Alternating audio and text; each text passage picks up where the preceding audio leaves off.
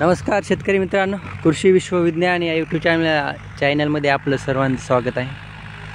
आज जे आहे ते आपण हरभरा पेरत आहोत।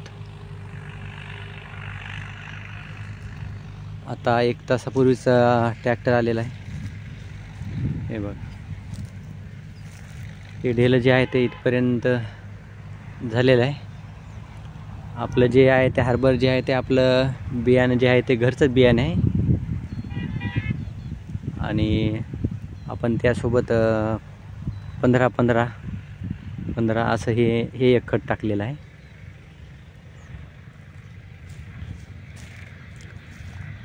आता हे पूर्ण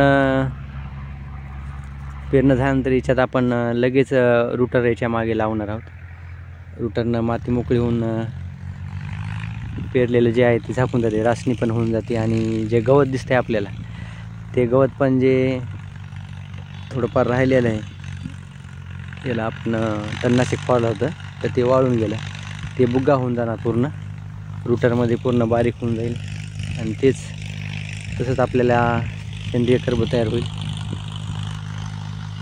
ते मातीसाठी चांगलं असतं। तर आता यानंतर पुन्हा आपण या खालच्या ढेल्यामध्ये जाणार आहोत। या ढेल्यामध्ये लगेच पेरणार आहोत।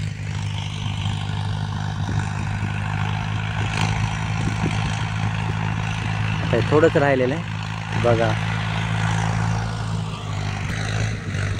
ते थोडं क्षेत्र राहिलं आणि काठाचं जे आहे ते शेवटी दोन राऊंड मारून ते घेतात तासं, शेवटचे तासं जे आहेत ते।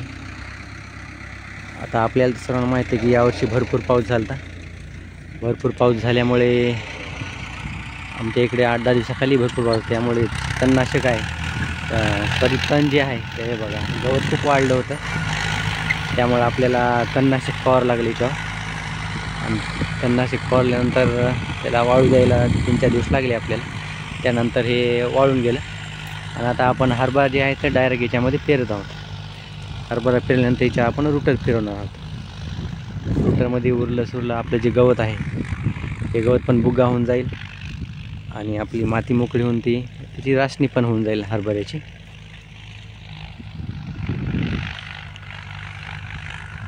तर असे शेतकरी मित्रांनो, चॅनल आवडल्यास लाईक करा, शेअर करा आणि सबस्क्राईब पण करा। जय जवान जय किसान।